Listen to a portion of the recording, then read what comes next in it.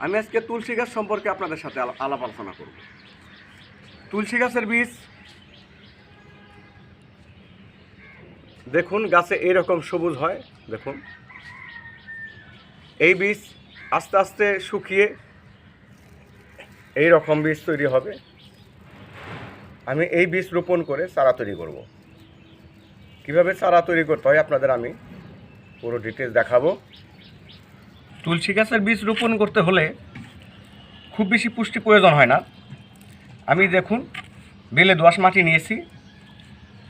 এই বেলে দোআঁশ মাটি, এই যে শক্ত শক্ত যে দলা আছে, এগুলো আমি ভেঙে নেব।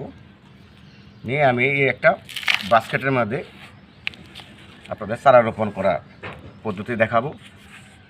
প্রথমে আমি বাস্কেটের মধ্যে ভালো করে মাটি দিয়ে নেব। এরপরে যে দেখুন তুলসীর যে বীজ, এই দেখুন আমি যেভাবে প্রক্রিয়া আপনাদের দেখাবো। যদি আপনারা এইভাবে তুলসী বীজ রোপণ করেন তাহলে আপনার একটা বীজও মিস করবে না।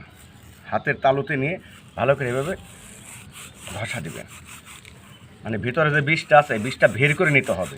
আর আপনি যদি সরাসরি রোপণ করেন তাহলে কিন্তু আপনার কিছু বীজ হতেও পারে বা নাও হতে পারে, এবং যদিও হয় তাহলে আপনার অনেক সময় নেবে।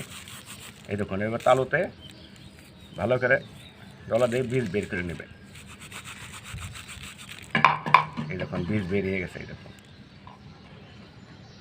ভিতরে এই যে বীজগুলো বেরিয়ে গেছে। এই বীজগুলো এখন আমি আমার এই বাস্কেটের ভিতরে এভাবে ছড়িয়ে দেবো সুন্দর করে।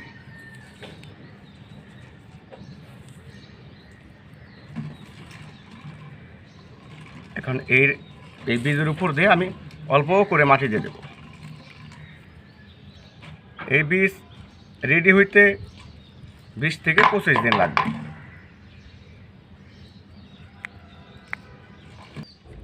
এখন আমি অল্প করে পানি দিয়ে ছাওয়া স্থানে রাখবো।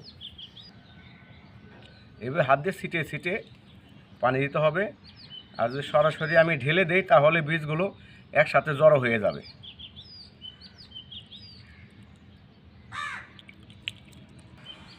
আমার পানি দেওয়া শেষ। আমি ফিরে আসব 30 দিন পর। আমি যে 30 দিন আগে তুলসীর বীজগুলো রোপণ করেছিলাম, দেখুন বীজগুলো কত সুন্দর হয়েছে এবং কত সুন্দর হেলদি হয়েছে। দেখুন কত ঝাপটা হয়েছে। আমার সেই রোপণ করা বীজ থেকেই গাছগুলো হয়েছে। এই গাছগুলো আমি এখান থেকে তুলে আপনাদের রোপণ করে দেখাবো। তুলসী পাতা উপকারিতা সম্পর্কে আজকে আমি আপনাদের সাথে আলোচনা করব। এই তুলসী পাতা কিডনির পাথর দূর করে, প্রস্রাবের জ্বালা যন্ত্রণা দূর করে, মাথা ব্যথা, সর্দি কাশি উপশম করে, ব্লাড প্রেশার কমিয়ে রাখে, পাকস্থলী এবং লিভার শক্তিশালী করে এই তুলসী পাতা। মুখের দুর্গন্ধ দূর করে, শ্বাসকষ্ট হাঁপানি উপশম করে, ত্বক পরিষ্কার রাখে ও ব্রণ দূর করে, মানসিক শান্তি আনে, স্ট্রোকের ঝুঁকি কমায়। খালি পেটে এই তুলসী পাতা খেলে আপনার পেট পরিষ্কার রাখে। সকাল তুলসী চা খেলে সারাদিন আপনার শরীর সুস্থতা বোধ হবে এবং সারাদিন আপনার শরীর ভালো থাকবে। আমি এখান থেকে একটি তুলসী চারা তুলে আপনাদের এই 1 টাইম গিলাসের ভেতর রোপণ করে দেখাবো।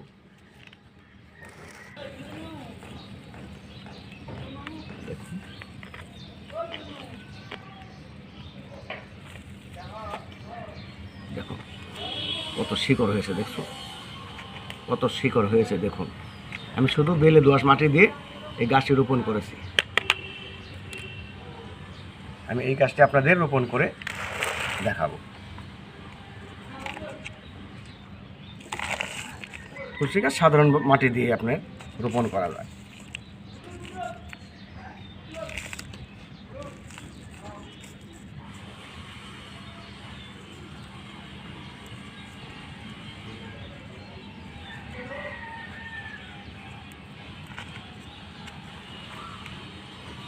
আমি এখন অল্প করে পানি দিয়ে দেব।